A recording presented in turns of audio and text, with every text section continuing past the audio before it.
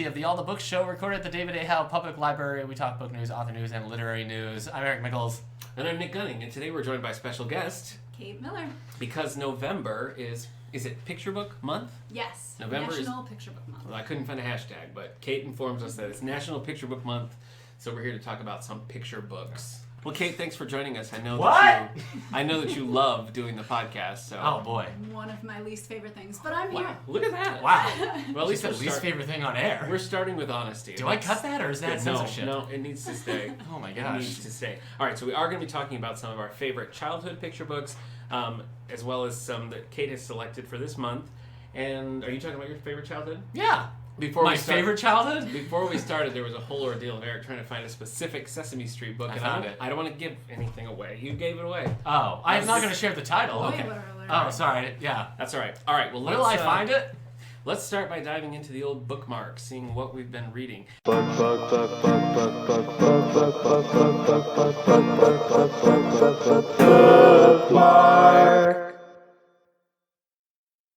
Kate, what about you? Have you been reading anything exciting lately? Not so much exciting, but I've been reading. Okay. I was recommended the Terry Brooks series, the Shannara series. And I started with the prequel, which I learned about 400 pages in was a bad idea. It's a mistake. Okay. That's a classic Nick maneuver, though. That's true. But it was a struggle to get into, but I'm enjoying it now. I'm almost done with it. Reading Matilda to my kids. Oh, okay. By Roald Dahl, which we loved. Not Charlie and Chocolate Factory, BFG. Oh, okay. And moviegoers did not. Yeah, well, enjoyed the book though. It was really funny. Yeah. And with the fifth graders at ICS, I'm reading Hello Universe, which was the 2017 Newbery Award winner. Oh, okay. So I'm rereading that one, and it's going So well. what is is there one of those that's just like a fun one that you're enjoying, or are they all work related right now? Matilda's fun. Okay, with kids. The others are with kind kids. of work, Okay. but the Matilda one is fun. Okay. All right. What about you, buddy? As you teased last week, I was doing the election in between. Yeah. So I've got a whole stack of graphic novels. That's true. I have not read as much as you this week. Still plugging along with Mechanical Failure by, I've got his name right here too, Joe Zaisha. So it's a comedy. So those are always harder for me to get into. It's a sci-fi though, right? It's Sci-fi but comedy. I think I've found my groove. Oh, okay. So I think I've found the balance between the story and the comedy. Yeah, sometimes it's difficult to find like the hook, to really like it, work through it. Yeah. So, I mean, it is funny, but it definitely. I don't know. We'll talk more about it when I'm done. Okay. So no pressure. It's like the first of a trilogy as well. So I don't know if you believe this could happen to me, but I'm a little burnt out of X-Men at the moment. Oh boy. So. Wow. Uh-oh. Moon Knight, are your ears ringing? That's true. So I didn't feel, because I read that that certain era of X-Men, the all new, all different era of X-Men that wasn't really that good during the whole Inhumanity arc. Really kind of I was like, I don't want to jump right next into the other thing. And now I finished all the Claremonts, so it's like, where do I go? So I read Future Imperfect, the Secret Wars miniseries that looks back, that brings the Maestro from the Hulk Future Imperfect story back. Oh, okay. It was dumb. Oh. The story didn't work. Wow. It didn't make any sense. I'm not going to get into it. Just don't read the Secret Wars Future Imperfect thing. Read Hulk Future Imperfect by Peter David from the 90s. That's one of the best things. You have that action figure. I do. I've got the Maestro action figure. He's got the little horned helmet. So he always looks so angry. Pretty choice. But you know what? It's good that I read that first, because then I was like, what I wanted was something Western. Okay. And something post-apocalyptic, so I just stuck with Old Man Logan, even though that's still technically an X-book. Right. But it's a new creative team, and he's fighting the Maestro. Oh. The Maestro gets him to Marvel 616, and now they gotta fight. And then it dawned on me, the Maestro is technically Old Man Hulk. Ah. So... although Hulk in the Old Man Logan storyline is a little pretty gross situation. Yeah, that's the hillbilly which situation. I choose not to get into. Yeah, Maestro is constantly talking about that Hulk, being like, he was a stupid, idiot, useless hillbilly Hulk. Right. That's it. Okay. I got to read something that you're going to mention, and then another thing that you're going to mention. I got some other stuff. So okay. As soon as you talk about yours, I'll be able to I'm reading that too. Okay. I'm gonna. All right. I am just gonna dive right into the graphic novel. What? Nothing. That's it. I started playing Red Dead Redemption, the first one on the PS3, which is why I wanted something Western, which is why I watched the Christian Bale movie Hostiles, and which is why I started watching Ken Burns' The West. Did you ever read Appaloosa, Robert B. Parker's Appaloosa? I don't know. I feel like you did when we did the Western episode forever ago. Yeah.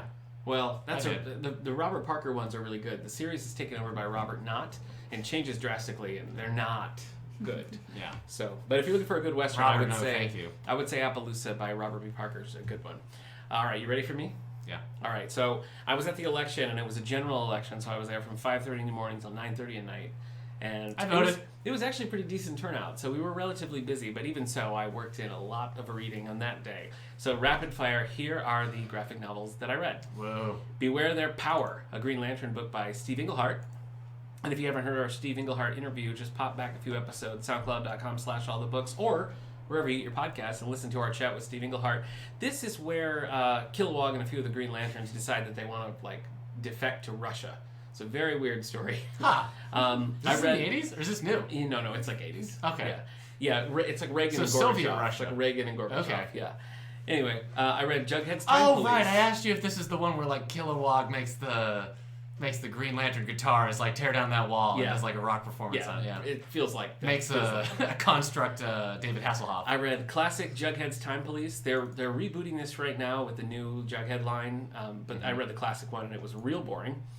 I read Ant-Man and the Wasp, Lost and Found, and I really like this actually. They get stuck in this alternate universe, and it's very spacey and very I don't know, it's very sci-fi. I liked it. I don't know if there's any more. So you're the Marvel expert. You're gonna have to tell me. If I don't know. More. You used my Marvel app to read all these Wasp books, and now Marvel's gonna think I'm super into Ant-Man I and the need Wasp. you to find out if there's more of this Ant-Man and the Wasp series, because that one I liked. Okay. So Mark Waid's Ant-Man and the Wasp.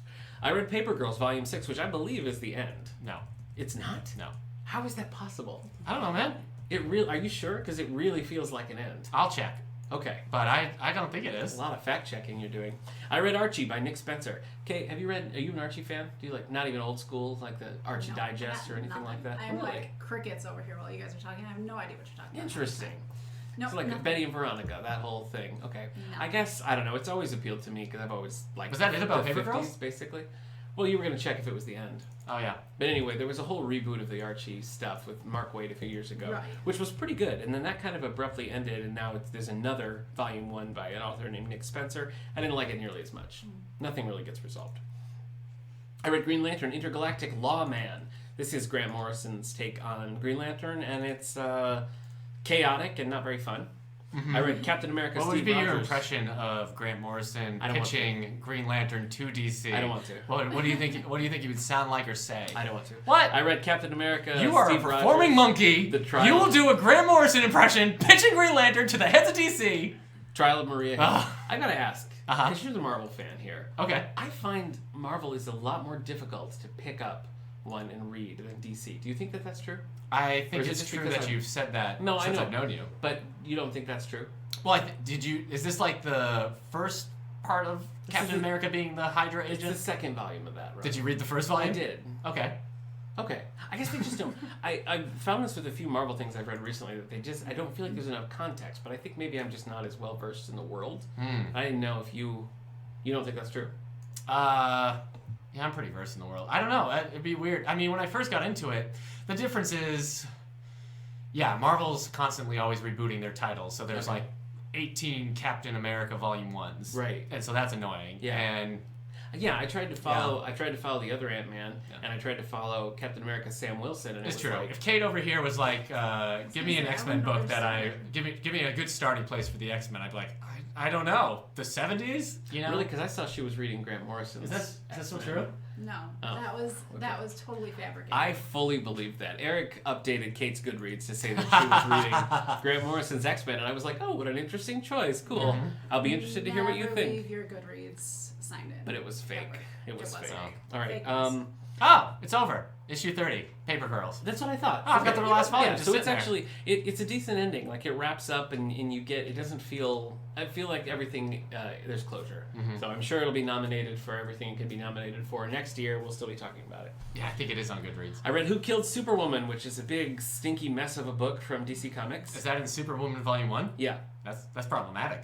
Yes. I read Ant-Man and the Wasp, Small World. This is the one that I used your Marvel app for. Thanks. And it was terrible. right one. It was the most sexist comic book I've ever read. Oh. No. It starts with Hank Pym, he's actually the Wasp in this, saying he's going to set up like this, basically a women's foundation for his wife who's died. And then it just goes on to be so, like, all the art and the way, like, all the women characters are treated. It's just, what are you doing? I hated it. It was so bad. To be fair, Hank Pym is pretty much a terrible person. I know that. So, it's just, if you're going to do a sexist take on Ant-Man and the Wasp, do it with Hank Pym. But it's not even Hank that's the problem. Yeah. It's Eric O'Grady, the other Ant-Man. But it's just, it doesn't feel like they're doing a thing. It just feels like it's a gross sexist book. So You have two of the worst Ant-Mans in one book. I guess so. And then finally I read Peter Parker's Spectacular Spider-Man Most Wanted, Volume 2 of Chip Zdarsky's run on Spider-Man. I still am really digging it. There was time travel in this one. I read 2 novels, The Yoga of Max's Discontent, which was good, but couldn't stick the landing. I feel like I say that a lot, but that was the problem with this book. It was like, it's about this guy who's going on this sort of journey of self-discovery, and it can't decide if it wants to be literal or more like a parable, and so it kind of gets stuck right in between. And it's like, it's too literal to be like a parable, and it's too woohoo to be like literal. So, Is it allegory? Maybe. Is it a metaphor? That's what I'm saying. It's like you can't decide right, what it wants to do. Oh. The first one that he wrote by himself. Oh, that's right. You brought a Murder, She Wrote novel to the sexy new books. Yes. But actually, it did kind of revitalize the series. Oh, I good. liked it. I thought it was pretty good. I'm currently reading Little Women. Jessica Fletcher feels like she's 60 again. Have you read Little Women? I haven't. I plan to this year though. You know, actually. it's I've seen, you know, the of course the Winona Ryder movie and in the more recent miniseries, and I've seen multiple versions. There's of a Little new one Women, coming out so- too. Yeah. Saoirse Ronan and a whole bunch of other people. So like I know the story pretty well, and the movies that I've seen, even the miniseries, they've all kind of been pretty consistent. And I found in reading this that the movies are doing a nice job of like getting to the point. You know what I mean? Because this one, it's sort of like Does it draw it out a little bit? it too much in the does, book? and it's like they're doing this whole like little play that they're doing, and it's like you have to go through this whole play. And I'm like, oh my gosh. Families putting on plays Yeah. is the worst. Tell me about it. I've been to places where like the kids come out and do this little skit thing. My kids Even as a love to do child, that. I hated it. Kids love it. No, it was synced up to like I saw mommy kissing Santa Claus, and I'm like, this is 3 minutes of torture. My grandma tried to get me to perform at every chance possible. Yeah, it's So impossible. it's real. I tried to get you to Grant Morrison pitching the Green Lantern been in Heads done. of DC. It's been done.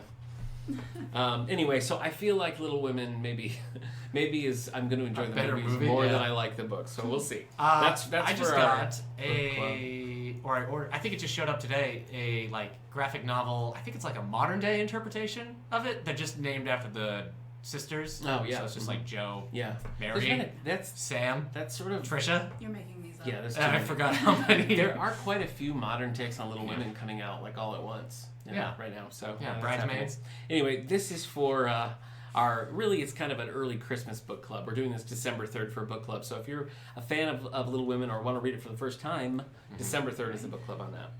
I'm also reading The Evolution of Claire by Tess Sharp. This is for our Dino-vember Woo-hoo. YA for Adults book club, which usually ends up just being you and I. Yeah, just you and me reading out. young adult books together and then So this talking is about if we liked it or not. This is by Tess Fun Sharp. fact: who's- we didn't like Divergent. We didn't. This is by Tess Sharp, who's written several other things, including a Captain Marvel book that we just discovered. But this is set. This is like a prequel. It's set in between Jurassic Park 3 and Jurassic Park: The Lost World. Is where this is set. You mean Jurassic World? What did I say? You said Jurassic Park 3 and Jurassic Park: The Lost World. It's actually right. called The Lost I World know. Jurassic Park. I know. No, and it it's takes set- place before Jurassic It's Park set 3. between 3 and Jurassic World. Is what I Yeah. meant. Sorry.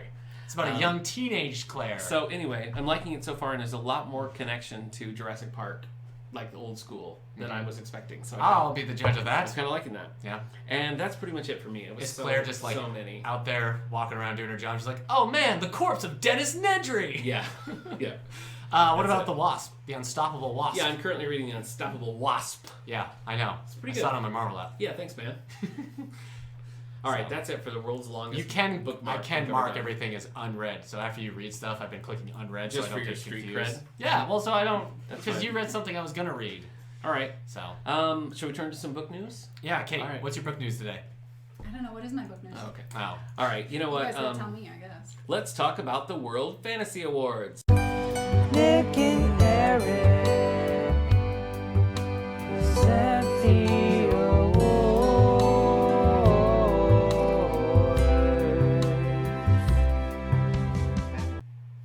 I just play? The awards theme. Yeah, you did. We discussed the awards. Yep. All right, so the World's Fantasy Awards, decided by the World Fantasy Convention. Do you have this up in front of you? No. I sure. I will get read it. the nominees. Right. You think it's just a council of wizards all around the table? I do. Which is So let's just look at novel and novella. So I'm going to start with the nominations for novella, and they are The Only Harmless Great Thing by Brooke Belander, The Black God's Drums Humpback Whales by P. Jelly Clark, The Tea Master and the Detective, Aliette de Bedard, Privilege of the Happy Ending by Kage Johnston, and Beneath the Sugar Sky by Shannon McGuire. The winner for that one was The Privilege of the Happy Ending by Kage Johnston, that was published in Clark's World in August of 2018. Beneath the Sugar Sky is an Owl City song, I'm sure. I am not a big fantasy fan, but are you kind of? You like fantasy? I like fantasy, but I have never heard of any of those. Oh, okay. Well, those are novellas. Yeah, Right, they're a little bit more difficult. And I Because do you mainly still read lean- YA fantasy. Yeah, I was gonna say Yeah. I do lean a lot more toward YA. I don't see a separate YA here that they pulled out, because I'm YA in a- fantasy is big business. Yeah, it is. I'm in a weird rut where sci-fi hasn't been clicking with me, and I'm leaning a bit towards wanting to read more fantasy. So I don't know what's going on. Well, Do it. then maybe you could start My with world is changing. I'm rearranging. Does that mean science fiction is changing too? the nominees for the best novel include In the Nightwood by Dale Bailey, The Mere Wife, Mere as in mirror, not mirror as in mirror. Mere? The Like mi- Demir? Mere, Like what? Like Mere? like C.S. Lewis's Mere Christianity. Oh, Mere. Yeah. The Mere Wife. Yeah, The Mere I'm Wife. but a mere wife, good There you sir. go. By Maria Devana Who only Hadley. seeks to refresh herself through this well. Thank you. The I will Poppy, give you 4 beans. The Poppy War by R.F. Kuang. That sounds familiar. The Poppy War? Did you I have think that it's a one? prequel to The Wizard of Oz. Witch, Poppy War. Witch Marks by C.L. Polk and Trail of Lightning by Rebecca Roanhorse. Why do I know that name? Roan Horse? Yeah. Because I just said Saoirse Rowan? No. I don't know. Roan Horse? Really? Okay. You know what? Rebecca Roanhorse is the author of that new Star Wars book, Resistance Reborn. Journey to Star Wars: The Rise of Skywalker. That's why I know that name. Yeah. Oh, you know what? I did know that name because I actually know more about Star Wars than you. Oh. Because I've read more Star Wars than you. All right. All right, let's do the New York Times Yeah, bestsellers C.L. list. Polk is pretty new on the scene, but the next book in the Kingston cycle is coming out in 2020 called Where? Storm Song. You I'm wanna gonna have to grab that. know a good way to keep me from ever reading your book? Call it book 1 before the others That's are true. out. That's true. Anytime I see something like this is book 1 of the cycle, This is of the the reason, trilogy." and I don't want to get in a fist fight with Kate, but this is the reason why the Fantastic Beasts movies, I'm just like, oh. Yeah. Well, before it even starts, when they Yeah. say like it's 1 of 5, I'm just like, I don't know if I have it in me. Yeah. I don't know if I have it Don't in me. tell me it's gonna be 5 movies. You don't think it's going to be? No, I mean, if that's just it, you're right. Are you a fan of those? She loves them. Do you? I don't love them, but I can't not watch them I and enjoy understand. them. Like it's just a part of the Harry Potter I world. felt like I really didn't like the first one. It was a weird mix of like. The second one was one of the worst times of my Really? life. I thought the first one, I don't know. Fantastic Beasts, I just felt like it was Oh, it was a bad. mix of like really dark fantasy and then like sort of like poopy kid humor. Yeah, I didn't understand. It's a hard mix, and I feel like it wanders a lot. Yeah. Like there is no straight. Here's the beginning. There's the end. Right. We have to meander through all these. Is Crimes of things. Grindelwald any better? My wife and I went to see it in the theater showing it like this whatever. It's not film anymore, but they couldn't continue the movie, so we had to just like leave. And I've never gone back. I don't think it was much better. Really? Like I It's- enjoyed them both, probably just because I'm Yeah. in the Harry Potter Mhm. world so deeply. Mm-hmm. But like they aren't great. It's very meandering. 37% on Rotten Tomato. You think Crimes it's of gonna make it? Grindelwald. Do you think it's gonna make it to 5 movies? That's my They, question. they've announced the 3rd movie, but they gave it more time because nobody liked the second one except for Kate. The second one is it was just a waste of time. There are definitely deep cuts for Harry Potter fans. I had to lean into my wife and be like, who is that person? But it was just like nothing happens until like the last 10 minutes, and then when the last 10 minutes is Kate's- Johnny Depp. Kate is reluctantly. So depending on how much you like seeing Johnny Depp eat up the screen in a very not fascinating way, like Colin Farrell, who played the character in the first movie, like Yeah. he can like deliver lines and you get like pathos in there. Johnny Depp's like, I'm acting, and it's just, and he's like so overly designed. It's like he's got the white hair, he's got the missing eye, he's got the poofy clothes, it's just everything. It's like put on a giant arm cannon. He's a 90s comic character. And it's just, there's too much of that. And I'm feeling this magic. Let's just ditch this. It's one of those things, too. It's like, let's all go as a family to see Fantastic Beasts, the movie of the Harry Potter thing. Babies being drowned. It's just like, I think there are like 3 separate baby deaths in that movie. Huh. There's the one where the baby's like, I'm playing with blocks, and Grindelwald's like, get rid of the baby! Poof! Yikes. And then there's drowning. It's just like, it's just so tone deaf. I don't know who it's for. Honestly, can't remember why we're talking about this. You asked if the book one. Cycle. Book That's one. right. That's right. So it's my fault. Yeah. All right, I'll take for it. once.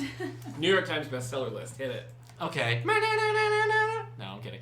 Number 10 on the New York Times bestsellers list for hardcover adult fiction is The 19th Christmas by James Patterson and Maxine Pietro. It's the 19th installment of the Women's Murder Club series. Detective Lindsay Boxer and a company take on a fearsome criminal only known as Loman. We already have a million holds on this book. Yeah. It's James Patterson. I know. Well, it came out. It's November 12th right now. I mean, know. It's a Christmas book. I know, but that's too early. I guess it's not too early to get your hold on it because you're probably not going to get it by Christmas if you don't have a hold on it already. Yeah. But Yeah. people are already coming in excited about these. I hate these books. As you know, anything with Maxine Pietro, I feel like is not good. But Never read them. Why don't you like them? I've read a few things where he co-authors things with Maxine Pietro. I read one of these, and I read Private, and they're just, I mean, they're always like, you know, junk food kind of reads. You know, like NYPD Red, I think those are kind of fun. But these to me just feel so. I don't know. It's like the characters just feel really weak to me. The supporting characters, because it's like the Women's Murder Club is a cool concept, and like they sort of each have their things going on, but then to sort of like build the story out from around that, I just feel like they're very flimsy stories, more excuses for the characters to hang out, and it just seems like if you've got the money, maybe hire a better co-author and work those out. But you know, they're huge bestsellers, so what the heck do I know? Yeah. Not your cup of tea. No. They're regular crimes of Grindelwald. The other problem with that movie is like you like Harry Potter because it's like about you relate to going to school as a kid and all that, so it has that. The Crimes of Grindelwald, the Fantastic Beasts movies, like, do you like 40-year-olds? Yeah. Falling down and farting? The thing Good news! that I can't handle is that the whole big push leading up to this was like, you're going to see magic in America. And there are no movies more British than these. You know, it's just like, I don't even know if the second love one New York. takes place in America. Delicious. I think the second one does mostly still. Yes. Yeah, you're right. But aren't they like it's crazy very British? Still, Yeah. Somebody on Twitter once put like non-match is the most British thing to call a muggle. I still remember we were watching that first one, and somebody brings in the character's tea, and my wife was like, "Just bring coffee, and then it'll feel like America." Yeah, it's true. Yeah. It's like every Not little wrong. thing. It's just like you know how maybe everybody take a trip to America. And then, you know how everybody hates the Star Wars prequels because they get super political and nobody likes the politics of them? And they're terrible. And they're bad, sure. Horrible The acting. Crimes of Grindelwald does the same thing. It's like, let's get super political. Yeah. I don't... Ugh. All right. I'm sorry. That was me. Number 9. Let's take the kids to see this World War I Hitler wizard movie. All right, number 9. The Lost Cause of Bleak Creek. Oh, try to say that 9 times fast. I couldn't. Did I say 9 times? What is this? Usually you're supposed to say it 3 times, 5 times. What is the limit to say this fast? Huh. All right, this is Rhett McLaughlin and Link Neal with Lance Rubin. 2 high school freshmen dig into the dark underpinnings of their hometowns in the local reform school in North Carolina. Okay. Cool. Number 8 is The Institute by Stephen King. Makes Children with sense. special talents are abducted and sequestered in the institution where the sinister staff seeks to extract their gifts through harsh methods. Was this last week we did the spotlight on this book? Yeah, I think so. Oh my word. Kate, this is a terrible book. Yeah, Eric told me. Not good. We felt we got halfway through this spotlight, and we were like, "Why are we doing a spotlight on a book we hate and don't think you should read?" But we had already committed to it, and darn it, I wasn't going to waste that time That's true. and read it for nothing. We lost the Stephen King endorsement deal. Yeah, so we that's a definitely bummer. did. Yeah, We definitely we did. can no longer suggest you drink Stephen King cola. No. But I still do. Yeah. It's delicious. Yeah. It's bubbly and suspenseful all the way through. Yep.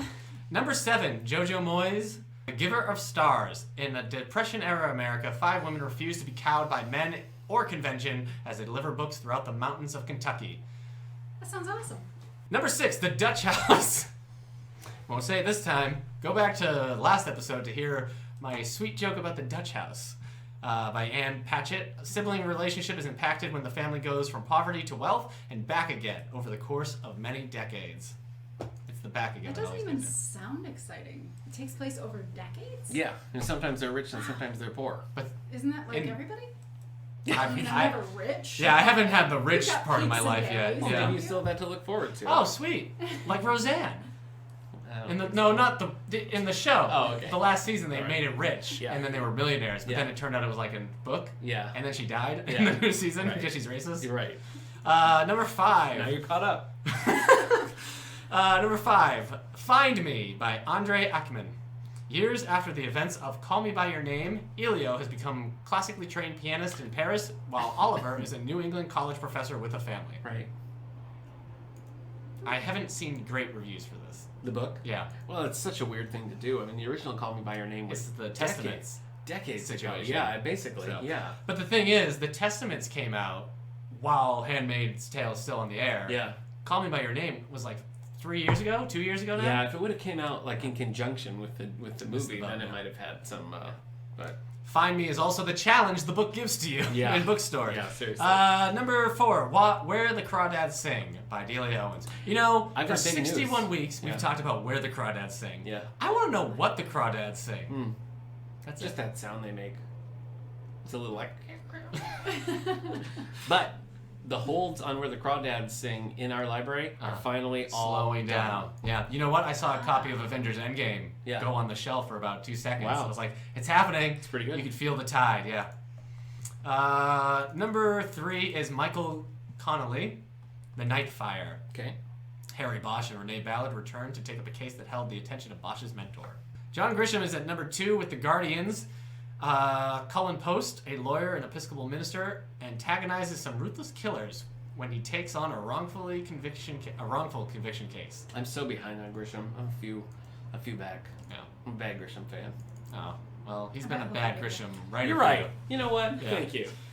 Blue Moon by Lee Child. Jack Reacher gets caught up in a turf war between Ukrainian and Albanian gangs.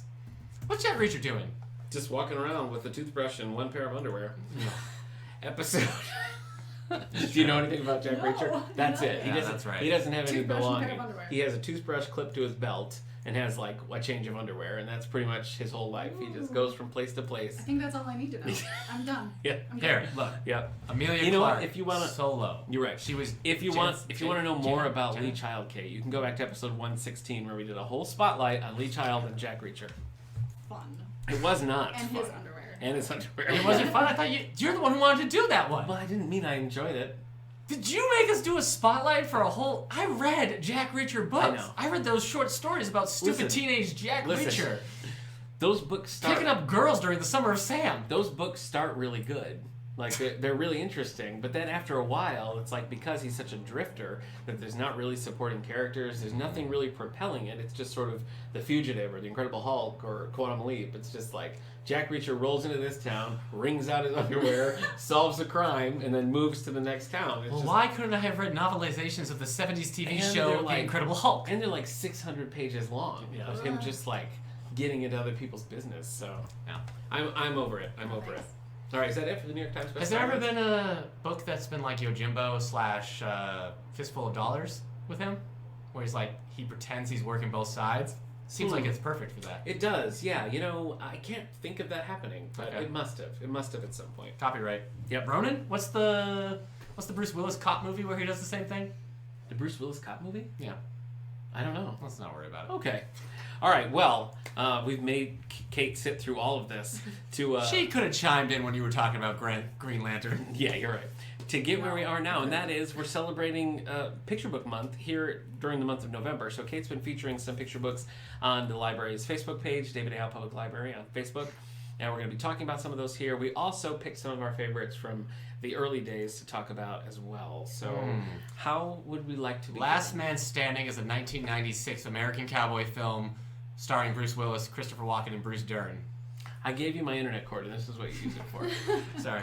Bruce Dern, he's a cool guy. I'm going to just start because there was this book that I've loved that was my favorite book as a kid, and then I Star just Trek? kind of lost it. No, I just kind of lost it somewhere along the way, and all I could remember was that it was shaped like the Roadrunner, right? And I couldn't find it anywhere. I couldn't find it, but I think that I figured it out, and it is Beep Beep the Roadrunner.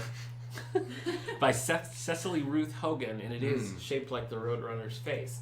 And I just loved this book. I read it a million times. The internet is an amazing thing. I know. This is probably my earliest book related memory would be Beep Beep the Roadrunner, but it's a close second maybe to Big Bird's Red Book. Is that the collection of all the dates Big Bird's been on? No, it's where Big Bird is like talking. It's a couple. It's kind of like there's a monster at the end of this book where I know that's great. Where Big Bird is talking directly to the reader and is saying like, oh, I bought this red thing in my bag, and he keeps fishing in his bag for something red, and meanwhile behind him the scene just gets more and more red with like fire trucks and tomato trucks and apple carts, and just gets more. Finally Big Bird's like, oh, I guess not, there's nothing red, sorry everyone. So it's really funny. But that, and there's a monster at the end of this book, which was Grover trying desperately to get you to not read the pages. So those were probably my three big ones when I was a kid. What about you? What were some of your early favorites? I Can Dress Myself, since we're on the topic of Sesame Street, which was Grover just showing how he can dress himself like a cowboy, which is basically an instructional book on putting your socks on before your shoes. You said you were in the mood for a Western, so that's true. That's perfect. But one I absolutely loved, and I thought it was an Ernie book. It's a Big Bird book. It's called Big Bird Can Share. Big Bird has some stuff. He's going to do a sandcastle, and it's not working out for him because he doesn't have the right tools and he doesn't want to share and everything. But then he learns to share, and the sandcastle was amazing. Really? At the end of the book. I ate those pages up. Though I do remember being kind of sad in a way I didn't understand as a child when Big Bird's sandcastle wasn't working. It's just this sense of like, well, that's making me feel emotions. Yeah. What's going on? I'm 3 years old. Powerful. Yeah. Powerful. So those are Sesame Street ones I got. I also really liked it. That reminds me of Mike Mulligan and his Steam Shovel. Have you guys read that book? No. Really? It's written by what is her name? Virginia. She wrote that one about the house. It's not Barton, is it? And she wrote Katie about the snowplow. And the snowplow. Yeah. Can you look that up? Are you looking that I'm up? doing it. All right, Mike Mulligan. Anyway, Mike Mulligan was in Solo. No. Virginia Lee Burton. Oh yeah, There this you book. go. Yeah. Yes. All right, Steam Shovel. I've read this one is about Mike Mulligan operating his steam shovel, and then new high-tech steam shovels come in, and they're like, "Forget you, Mike Mulligan." And so he says that he can dig out the basement of this place faster and more efficiently than any of the newfangled ones. And they're like, "All right, fine, do it." And this is after he takes Marianne, his steam shovel, up to the top of a mountain, is about to like toss her off the edge. And then he's like, I can't do it. It is very dark. So yes, this is what reminded me because it made me feel a lot of feelings. Oh yeah. And then by the end, they've built this perfect basement, but they didn't give themselves a way out. There's no way to lift Marianne out of it. So she's like stuck in there. Still dark.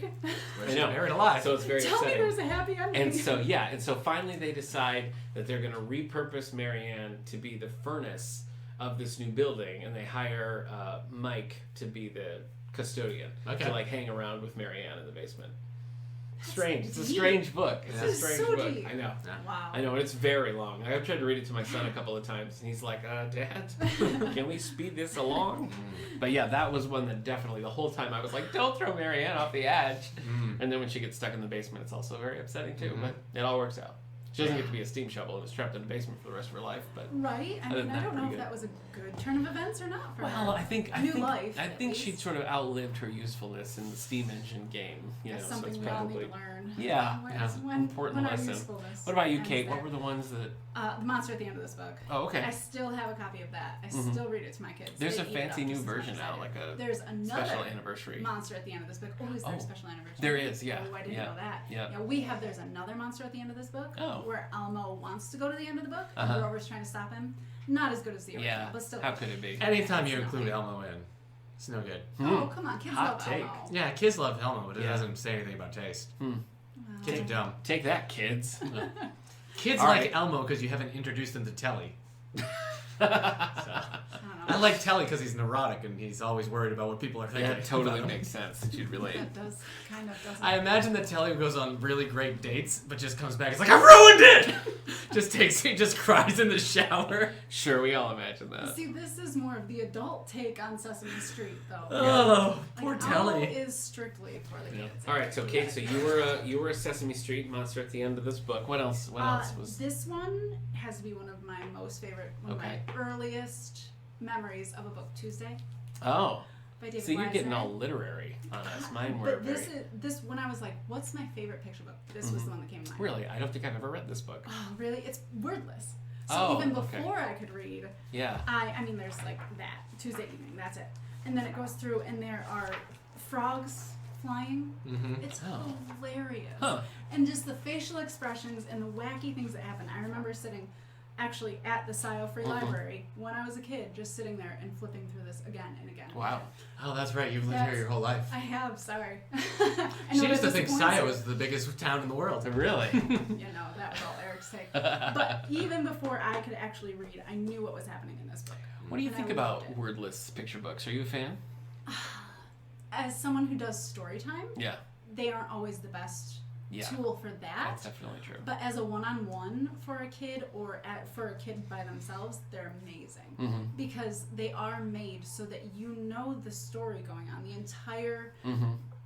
passage, you know, everything that's going on without a single word. Yeah. And so they are fantastic tools. Mm-hmm. But again, as a story time, like in my mind, it's my job to read the story. Yeah. But that allows you to interpret it your own way and to make your own story Mhm. out of the basics. So they're fantastic. Yeah, I found them to be. My son usually likes them just because, just like you're saying, he can flip through and know what he's Right. doing. I find them kind of hit and miss to go through. It is hard to like.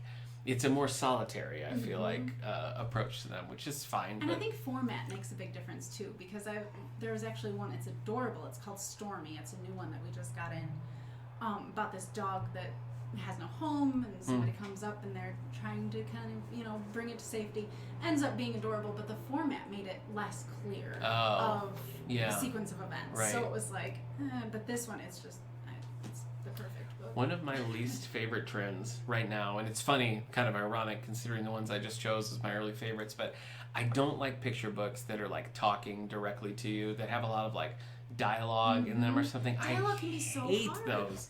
Yeah, I and I hate don't reading think them. the kids always get it as they're reading it Yeah. either. Like, unless you do funny voices or something like that where you can differentiate, Yeah. it's really lost. I know, I'm always sort of like pointing, like this person's talking, this that's person's the talking, best but we can do, this is why I don't like the Elephant and Piggy books, things like Nope. that. I just really don't like that. No, I So agree. I don't know, but that seems like more and more. A lot of that's the thing. Directed. Yeah, and some of that too is I feel like the comic book format is becoming more prevalent in picture books. You know, Little which bit, is. Like Tiger versus Nightmare. Do you remember that one that Yep. came out? Yep. That's one of my son's absolute favorite books, and it's largely wordless. I feel like there's a lot of wordless sections I think in there. it's technically categorized as And- an easy reader, so yeah. there's minimal. Yeah, but then the rest of it is like comic book bubbles, Yeah. like dialogue. But that one I feel like really works. I think again format. You know, a lot of it does make it clear and it's easy to follow. But that was a big favorite of Almost his, and I like that everything one with quite a picture bit. books is about format. Mhm. Like, you could put any story you want down, but depending on the illustrations, I think picture book, I mean, obviously picture book, but it's make or break by the illustrations. Oh yeah, definitely. Absolutely.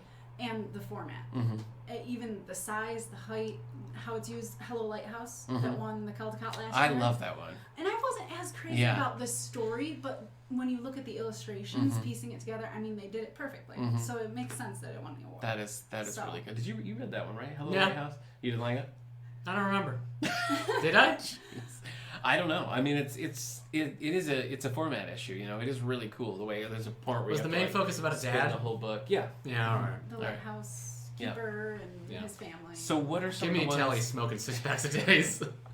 So what are some of the ones, Kate, that you've chosen for November? Oh, I've got a stack of them here. All right. These are all on our new shelf. Okay.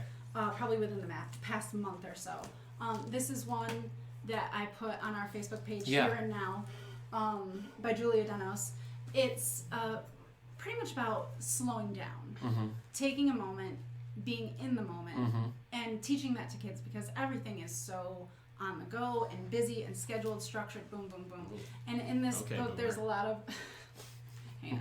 And in this book, there's a lot of just take a second, smell the roses, kind of, and then also connecting small children to the world at large. So it kind of takes you step by step it brings you in to the moment, and then it reaches you back out to how you connect to the broader world. So I thought that one was nice. I've read this one, and I didn't particularly like it, but none of the things that you described are the way that I read it. So I think I just read it wrong. You know, Maybe. I think I was expecting... Differently, not wrong. Yeah, you're right, yes, thank you. I think I was just expecting something different, but Right. like the way you describe it, that does sound like it would be... And Good. the illustrations are just gorgeous. I do too. like the color illustrations, palettes yep. and everything. Who's the Everything's illustrator on top. E.B. Goodale. Okay. Not one that I recognize. E.B. Good art. Nah. Nice. Thank you. Thanks for chiming in. No problem. Picture books aren't. Yeah, all right. What I have? I know. Ernie the Sandbox and Yeah. all of that. A Big Bed for Little Snow was a cute one. wow. Grace Lynn wrote and I believe illustrated this one. Yes. She was the author of A Big Moon Cake for Little Star, Oh, yeah. where she eats the moon cake every night. Yeah. It's less and less, kind of showing the phases of the moon. That's another one. My son loved it, and I didn't like that book See, I at thought all. this one was cute too. I feel But like it's I haven't almost read got that. like I mean the Mooncake Okay. one. I didn't like Mooncake. It's very similar. Oh, okay. So you probably won't like this Okay. one either. Mooncake is cheesecake. There you go. Yeah, thank you. I don't think that's true. It's made out of cheese. That's the lore. Yeah. But I feel like both this and the Big Moon Cake are almost have like mythical Yeah, well, tendencies. that's true. You know, yeah. it's like why does the moon get smaller and then they bake a new cake Yeah. and same thing. So it's the cycle of the moon. Same Yeah, thing with this it sort a of little feels bit. almost feels like it's like oral tradition kind of storytelling, Yeah. you know. And this same thing, very simple. Moon gets smaller because of its alignment with the sun. Okay. I just Big bed for little snow. So mom says don't jump on the bed, and what's big little snow do but jump on the bed, and so it makes it snow more I and see. more and more Ah. until the end of the. Mhm. So we can sorry to blame- spoil that yeah, one. we can but blame that kid for today's weather. Exactly. Yep. Kid. This was one you said you. Oh, I liked like too, this right? a lot. Big Boys Cry. Yeah. Just broadening the Yeah. gender stereotypes and Mhm. everything. It's such an important book because it starts out with the dad saying, you know, this little boy's Yeah. going to school, new school for the first time, and dad says, well, big boys don't cry. Yeah. But on his Well, way to be school, tough. he sees all these stereotypically manly men crying. Yeah. It opens it up like, hey, this is okay.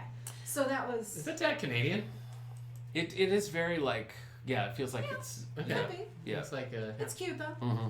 I liked that one. The Great. I read another one. Sorry. Sorry, no. That's I okay. read another one kind of like this recently that was a similar premise. I wish I could remember what it was called. It was like superheroes cry, or are you familiar with that one? That's It's the not one cry. It's superheroes have feelings too. It was the same I know kind of there's thing one where it that's was like- about Do superheroes have a teddy bear or something to that effect? yeah, Is that something it? along those lines. I'll find it Yeah. because it kind of filled the same void where it was sort of destigmatizing like Right. having emotions. Emotions, You know, sorry. Which was, yeah. Sorry, boys have Yeah. emotions I too. know. Yeah, look at Telly. Yeah, you're a big ball of emotion over here. Yeah. The Great Grand Plan. Did you read that one? No. I thought this one was so cute. It kind of spoofs on different fairy tales, Okay. and you go through.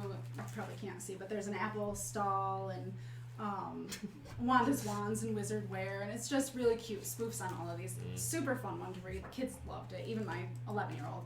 So that was a fun one. I really don't like that new Hansel and Gretel. Have you read that one? Not crazy about. I don't remember what either. the author of that one is. No, but... I don't know either. Okay, well, Jeremy It Renner is wasn't just worth off the remembering, I map. guess. we're only saying negative things about it, I so I know, guess right? we'll We won't leave worry it too alone. much But about it. that was another one too, where a lot of it was like it was the dialogue between the reader and the Yes. story, and the stories. And it was because that one Dark hit anyway. like they were talking to each other, but they Right. were also talking to the audience. Yeah. So it was always Yeah, it's confusing. where's the focus? It was Mhm. hard. This one was cute. Little miscommunication on the farm. The duck comes in. Oh. And, yeah, it's Well, I like it's the look cute. of it. Is that Yeah. that's familiar? Is that something? Nathaniel Ekstrom. Not a name that I know. Meg McKinley is okay. the author, illustrated by Nathaniel Ekstrom. But again, soft, looks fluffy. Oh yeah. I yeah. like it's not fluffy, Yeah. but it looks it. Well, I know, it was worth a try. tactile. Yeah, there you go. But I figured out the one super that that goes with that. Big Boys what's it- Cry? Yeah, Big Boys Cry. It's Tough Guys Have Feelings Too by Oh, Keith Neckley, yes. and I thought that was really well done. It follows the same kind of. Again, it's the same kind of concept, but that was another one that was really well done. Yeah, it's really nice to see them expanding the the gender stereotypes and Yeah. again just emotion. Everybody Mhm. has them. Nobody should Yeah. need to hide them. And the last one, because there are nonfiction picture books too, and I thought this one was awesome, was The Important Thing About Margaret Weiss Brown, the author of Goodnight Moon, and after reading this I found out like 100 other books. Obviously nothing quite as big as Goodnight Moon, I don't think. No, but there's a couple. Well, I think well, it's not as big, but Big Red Barn was another Yes, one of and hers. like Runaway Bunny, is that one of hers? Oh, I think you might be right. I think so. Yeah. Yeah. So this is one, it's for a little bit older kids, obviously, because it's a nonfiction, it's a biography. Mhm. But it's written by Mac Barnett, Okay. who wrote like Circle and Square. Oh, and, those are my son's absolute yes. favorites right now. So yeah. it's an enjoyable read, Mm-hmm. and he structures it so funny because it's like a different fact on each page, kind of, but it Mhm. all ties in together. Mm-hmm. And it was just really enjoyable and funny in places. And it talks about I'm gonna get her name wrong if I don't see it. Anne Carroll Moore, who's like credited as the first children's librarian in New York City at the New York Public Library, and talks about her and how much influence she had, and she did not want Margaret Wise Brown's books in her library, so nobody would buy them. But Margaret Wise Brown stuck to it and has 100 some books, I guess now. So it was a fun one, but I like the ability to transfer true, real information in a picture book format. Mm-hmm. Like it was great. I love that one too. So those are some of my top picks, just at a glance, because I always take them home and read them to my kids, and I'm like, I love this one. You know what? I don't always read them myself first. I'll just kind of launch into them, and I have been surprised a couple of times. I'm like, oh, this book is about an unexpected death in the family, and I'm halfway through, so everybody just buckle up. Yeah, there was one I actually couldn't even finish the other day. I had to have Scott finish reading it for me. It was called The Crazy Much Love. And it was technically an adoption story, but it's just talking about how much they love their kids and everything they do for them. And I'm like, you have to finish it for me. I was a mess. That's funny. I'll do that. It's horrible. Do you remember that one? It was nominated for something. It was about they find an empty house in the woods. Do you know what I'm talking about? Oh yes, you hated it. Yes. I don't remember what it was called. I don't remember what it's called either, but basically, like, these kids come and they find this empty house in the woods, and all the stuff is still in the house, and they're like, I wonder who lived here. I wonder what this was about. And it's like, is this a serial killer story? Yeah, it looks like it's just very abandoned. spooky. Yes. It was not great. I didn't like that one bit. That was a spooky one. I like the ones that are I don't know. I feel like lately, in the last couple of years, picture books there's been sort of a push to I don't know, broaden horizons a little bit, and there's a lot more like inclusivity and just ways that are not like sloppy and heavy-handed, but just sort of like, take a look at what we are and take a look at like what we can be and all that. Absolutely. One that I really particularly enjoyed recently was All Are Welcome by Alexander Penfold. Do you remember that one? Yep. I thought that one was just excellent because it was about sort of celebrating the things that make us different, and it was just following kids through a big school, and you're seeing all these different cultures represented and all that, but never is it just laying it on super thick. It's just kind of like, here it all is. And I thought that was really well that was done. a really well done one. And I sort of feel like the what's the one that won the Newbery? Won the Newbery a few years back. It was a picture book. Matt De La Pena. What's that called? Last Stop on Market Street. I thought that was another one that did a really nice job with that too. I think since then people are kind of picking up on, that's what people want. Yeah, it's not, hey, look, here is someone with a disability. Here is a race. Here is a size. It's just, it's included. Yeah.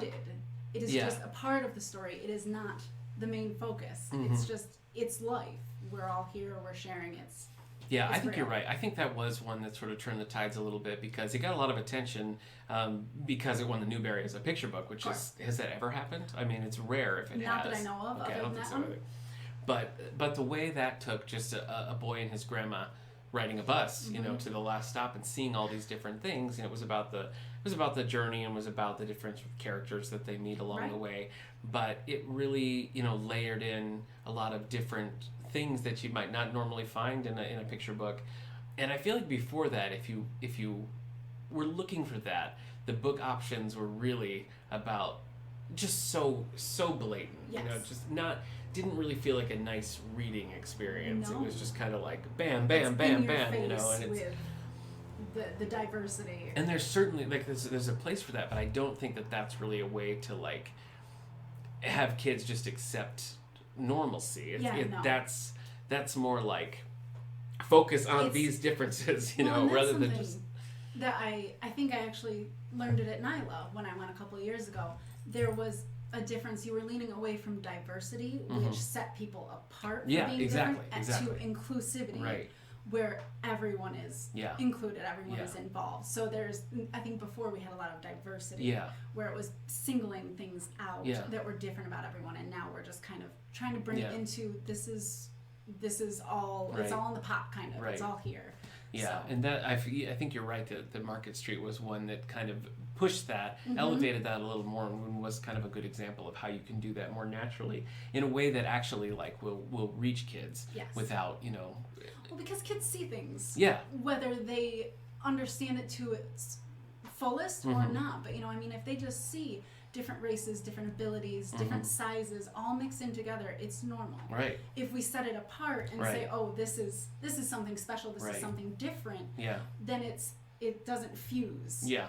So I think the inclusivity Well, because is I so think important. that old style kind of forces you to look at things in terms of normal, abnormal. Exactly. Even when the intention if it is a to positive spin on it, you're it's still not. those are sort of the terms that you Yes. have to apply. So And there are still books that focus on the diversity or the differences, and that's fine because we need those for educational purposes too. We need to be able to say, okay, this is not okay. This Yeah. is, it opens up that dialogue. Mhm. And that's why even there's a middle school teacher here actually, and I know there's some research done that a lot of middle school teachers are using picture books because it does open up a line of communication in such a simple, short format.